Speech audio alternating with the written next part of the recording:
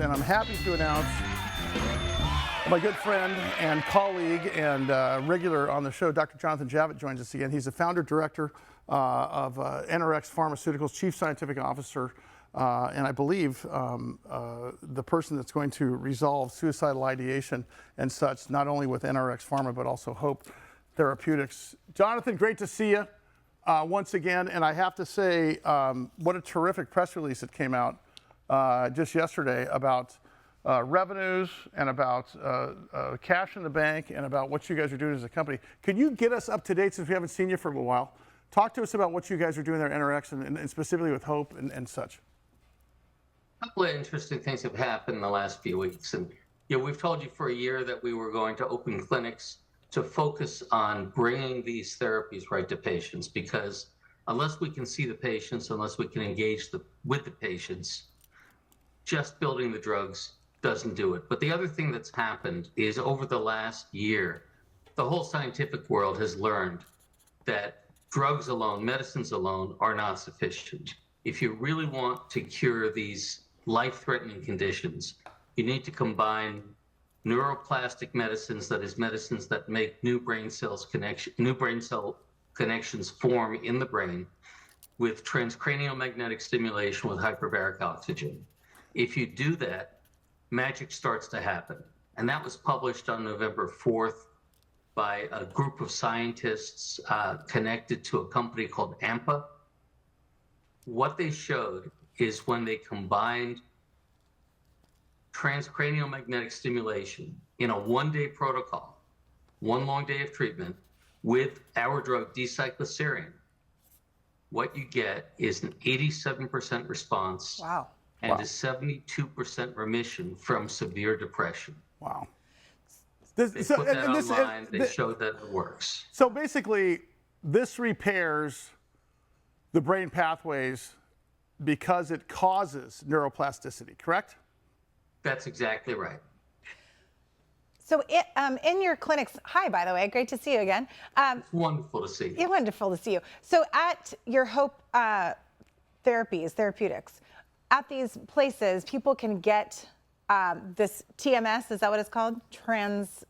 Well, more importantly, we're the first organization in Florida to be doing this one-day treatment. Okay. And also, do they also get a therapist that they talk to? Do you also extend it into that so it's ongoing treatment besides? Absolutely. So they have the medication. Yeah. These ketamine clinics where you walk in, they give you ketamine and send you out the door. That's not psychiatric care. Right. So of course you need the therapy. Yes. Of course you need somebody who's going to be guiding you through the process. But the real benefit is coming from the neuroplastic drugs combined with the transcranial magnetic stimulation. And especially in people with PTSD, hyperbaric oxygen has been shown in randomized controlled trials so far to be the only therapy that really impacts combat-related PTSD. This was shown in Israel by the Israel Defense Forces in a sham-controlled trial where people didn't know whether they were getting the hyperbaric therapy or they were just in the chamber but not getting the therapy. And that's the only way to do science. His name is Jonathan Javitt, Dr. Jonathan Javitt with NRX Pharmaceuticals, stock symbol NRXP. You guys have been expanding the NRX 101 pipeline pretty significantly. You talked about that in your press release. Talk about Ketafree, talk about NRX 100 and the arc of that story in this neuroplasticity dialogue here. So ketamine is a highly neuroplastic drug. It's an incredibly important drug for inducing remission from suicidal ideation, from depression, from PTSD, but it's really not a drug that we think people should be getting long-term. It's neurotoxic, it kills brain cells, it's addictive, it's hallucinogenic. It's not a long-term drug, it's an induction drug, and that's how we're using it. NRX 101, on the other hand, which involves a molecule called D-cycloserine, is a drug that can be used long-term. So if you think of the NMDA pathway, ketamine is kind of like putting a cork in a pipe. Cycloserine is more like turning the faucet. And more importantly, at low doses, cycloserine is now shown in randomized controlled trials to double the effectiveness of transcranial magnetic stimulation. Wow. Wow. It's kind of like fertilizing the field before you plant the seeds. Yeah, exactly. If you look at Josh Brown's work from Harvard, and what you'll see is that, in a sense, the D-cycloserine opens the pathway, makes it susceptible to treatment with transcranial magnetic stimulation. And in randomized controlled trials, you've seen a doubling of that TMS effect. Doctor, can I ask, this affects all of our, not all of our military, but military personnel and people all over the country. And are insurance companies coming on board with all of it? Because it sounds very expensive, all of these different things. And I would hope that insurance companies are seeing the importance of all of this and that they're going to be on board. Well, insurance companies routinely pay $10,000 or more for a year of treatment with an antidepressant pill. So the amount of money insurance companies are paying is already there. And we all know that these conditions are incredibly important to insurance companies. The question is, for the same amount of money, can you come up with a treatment paradigm that works right away and that works better? Because we know that antidepressant pills have about a 30% remission rate, and they have known complications. They cause weight gain. They cause profound sexual dysfunction. They really take away your sex life. Jonathan, And I want to talk a little bit about, because look, you guys have 70 patents that we never talk about. I mean, you guys, this is the tip of the spear here, what you guys are doing with the NDA that was filed in 2024, with the path to commercialization. You guys have never looked better as a company. Talk about some of those patents and talk about the arc of that story with the FDA and how close we are on some of the other stuff. Well, FDA doesn't care a whole lot about patents, but the rest of the world does. I guess FDA cares about patents to the extent that if you have a patent on your medicine, then the medicine gets market exclusivity in the FDA Orange Book. So that's why investors should care about patents, not so much that we would sue a competitor because they're infringing a patent. Those suits take forever and they probably don't matter that much.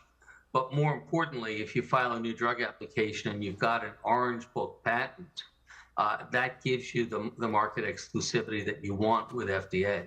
And our patents are all around the unanticipated, unexpected discovery made by Dan Javitt that these NMDA drugs, cycloserine, combined with drugs that affect the 5-HT2A axis in the brain, the traditional serotonin drugs, have an unanticipated synergy or combination where the NMDA drugs block the side effects caused by the antidepressants block the side effects caused by the NMDA drugs, and the patient benefits.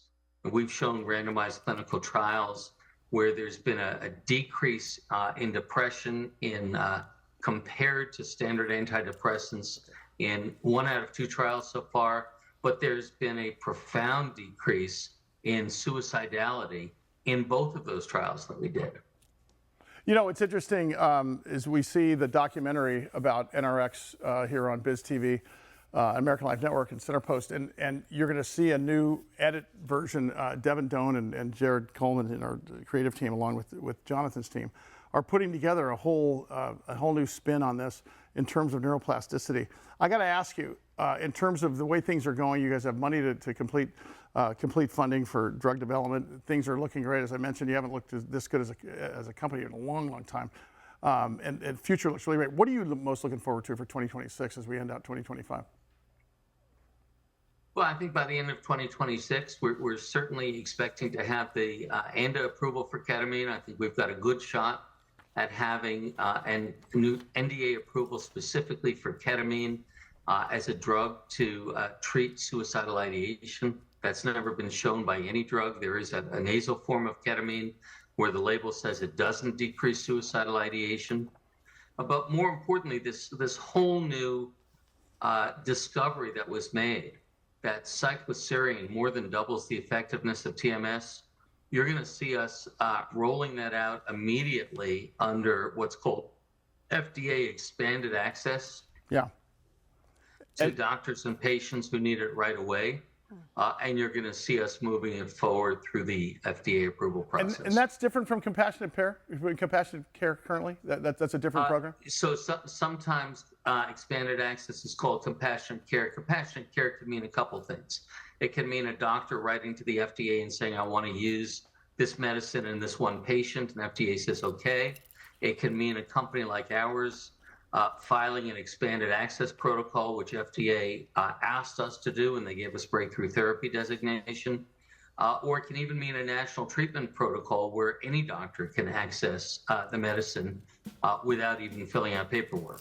Jonathan Javitt, so great to see you again. I'm glad that we're going to have you back on the air on a regular basis again. Stock symbol NRXP, NRX Pharmaceutical. Thank you, my friend. I appreciate it, as usual. Fantastic news on the press releases coming out there. You should take a look at the press release.